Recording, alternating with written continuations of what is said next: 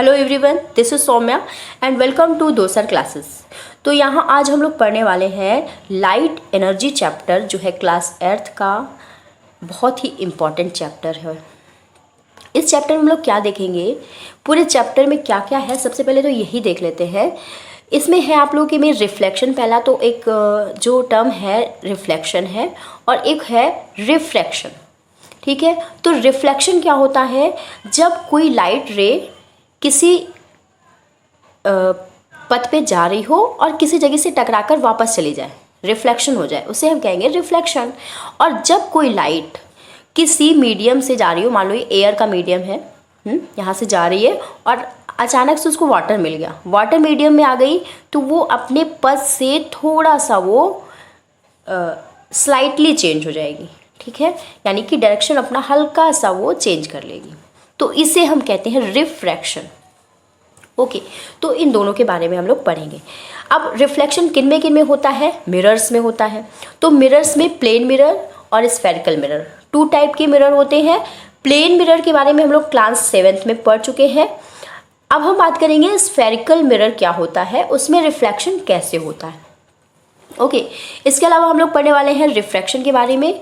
Refraction कहाँ कहाँ होता है, एक तो प्रिज्म से होते हुए, जब भी कोई लाइट ऑफ रे प्रिज्म पे पड़ती है तो वो अपने पथ से थोड़ा सा चेंज हो जाती है। ठीक है, वो पढ़ेंगे हम लोग, वेबग्योर पढ़ेंगे और डिस्पर्जल पढ़ेंगे, ये सब कुछ हम लोग इस चैप्टर पे पढ़ने वाले हैं। ओके, तो सबसे पहले स्टार्ट कर लेते हैं हम लोग मिरर। What is mirror? तो मिरर हम सब लोग जानते हैं कि किसी भी थिन ग्लास का एक सरफेस पॉलिश्ड हो और एक अदर सरफेस रिफ्लेक्टिव हो, तो इसे हम कहते हैं mirror. Okay, type of mirror, कितने टाइप के मिरर होते हैं? प्लेन मिरर हो सकता है, स्फेरिकल हो सकता है। स्फेरिकल मिरर के बारे में हम लोग अच्छे से जानेंगे आज। तो क्या होता है स्फेरिकल मिरर? देखो, स्फेरिकल का मतलब होता है सर्किल। स्फेरिकल का मतलब होता है सर्किल, मतलब कि कोई बॉल है आपके जैसे, वो स्फेरिकल होती है। ओके, तो ये है हमारी एक बॉल। ठीक, जब इनसे हम मिरर बनाते हैं तो इसको हम कहते हैं स्फेरिकल मिरर। जैसे हम लोगों ने इसको हमने 2 पार्ट में डिवाइड कर लिया, तो क्या होगा, इस साइड का पार्ट, इस साइड का पार्ट हम पॉलिश कर ले तो वो हमारे बन जाएंगे स्फेरिकल मिरर। ओके, अब देखो 2 कंडीशन हो सकती है इसमें, या तो आप पॉलिश को बाहर से कर लो या तो आप पॉलिश को अंदर से कर लो। ओके, या फिर आप पॉलिश को आउटसाइड से कर लो। ओके, आउटसाइड से कर लो या फिर आप पॉलिश को इनर साइड से कर लो। तो 2 ही पॉसिबिलिटीज़ हो सकती है एक स्फेरिकल मिरर को बनाने में। ठीक है, इसी के अकॉर्डिंग स्फेरिकल मिरर 2 टाइप के होते हैं। कौन कौन से होते हैं? तो होते हैं कॉन्वेक्स मिरर, फर्स्ट है कॉन्वेक्स मिरर,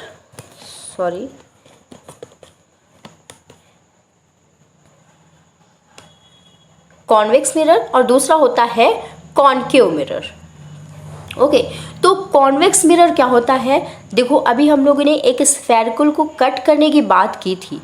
ओके, तो यहाँ पे आप देख सकते हो, जब हमने इस सरफेस के आउटसाइड पे पॉलिश की, ठीक है, अगर हम एक पार्ट को ले लें, एक पीस को ले लें और उसके आउटसाइड पे पॉलिश कर दें, तो वो कहलाता है हमारा कॉनकेव मिरर। ओके, लाइक आपने एक ये लिया इसको पार्ट और यहाँ से कर लिया उसको पॉलिश, तो आप किधर से आप अपना इमेज देख पाओगे? इस साइड से। तो क्या हो गया, ये कॉनकेव, यानी कि ये हो गया रिफ्लेक्टिंग सरफेस और ये हो गया पॉलिश्ड सरफेस। तो हमेशा कॉनकेव मिरर में हमेशा पॉलिश्ड सरफेस आउटसाइड होता है और इनसाइड रिफ्लेक्टिंग सरफेस होता है। अगर आप एक मिरर में अंदर से पॉलिश कर दो, यानी इन्वर्ट कंडीशन में पॉलिश कर दो, तो क्या होगा, रिफ्लेक्टिंग सरफेस क्या बनेगा, इस साइड का बनेगा, आउटसाइड का, लाइक दिस। ये देखो, आपने इस साइड पे पॉलिश किया है इनर साइड पे, तो आपका जो रिफ्लेक्टिंग रेज आ रही है वो आउटसाइड से आ रही है, यानी कि ये हो गया हमारा रिफ्लेक्टिंग सरफेस और ये हो गया पॉलिश्ड सरफेस। ठीक है, तो कॉनकेव कॉनवेव सिर्फ पॉलिशिंग के बेसिस पर डिफरेंट होते हैं। ठीक है। अब इसकी जो प्रॉपर्टीज़ हैं सिर्फ रिफ्लेक्टिंग पॉइंट और पॉलिश की वजह से चेंज हो जाती है। क्या क्या चेंज होता है, कैसे कैसे होता है, ये हम लोग देखने वाले हैं। ओके, अब देखो एक एग्जांपल लेते हैं। आपके घर में स्पून है, बढ़िया सा पॉलिश किया हुआ, अच्छा सा नया मतलब, तो उसको आप ले लो। जब आप इस स्फेरिकल को अपने, हमने बात की थी, जब ऐसे हमने किया, पॉलिश किया हमने इधर को और इधर से अपना इमेज देखा, यानी कि रिफ्लेक्टिंग सरफेस ये हो गया। तो हमारा देखो ये कर्व लिया हुआ पोर्शन, ये मैं अपने को थोड़ा नीचे कर लेती हूँ। ओके, तो ये हमने देखा ये कर्व अंदर से है। ये एरिया जब हमने पॉलिश किया तो क्या बन गया, कॉनकेव मिरर लाइक दिस।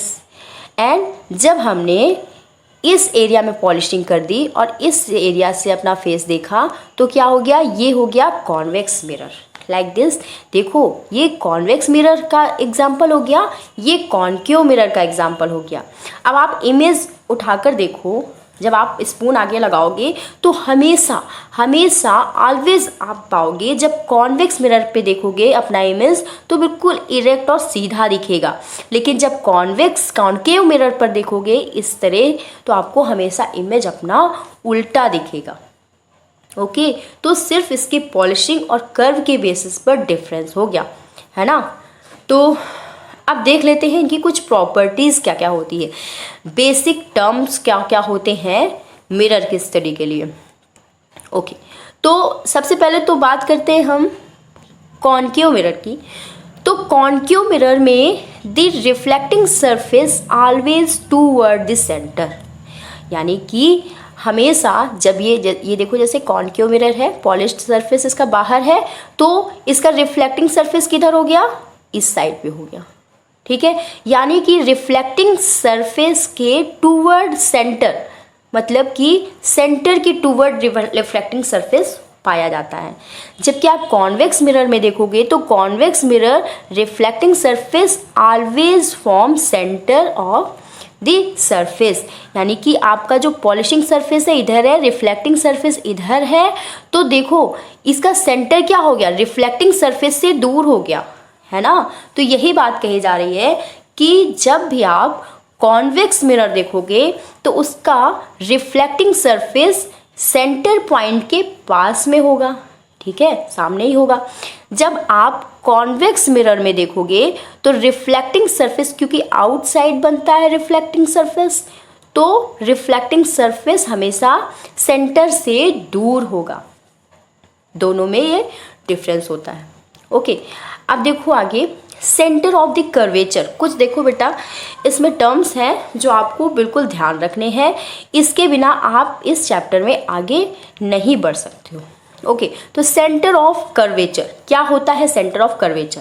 अभी हमने जिस सेंटर की बात की है, देखो the point in the centre of spherical mirror which the part of sphere, मतलब जिस स्फेयर से आपका जो मिरर है निकाला गया है उसका सेंटर ही इसका सेंटर ऑफ कर्वेचर कहलाता है। ओके, जैसे आपने कॉनकेव मिरर को देखो तो इधर से आपका ये सेंटर हो गया, यही एक ही स्फेरिकल है, और उसी स्फेरिकल में ये सेंटर हो गया आपका कॉन्वेक्स मिरर का, ठीक है। तो इसी को हम कहते हैं सेंटर ऑफ कर्वेचर, इसको हम सी से रिप्रेजेंट करेंगे। ओके, क्लियर हो गया इतना। अब पोल क्या होता है, व्हाट इज पोल।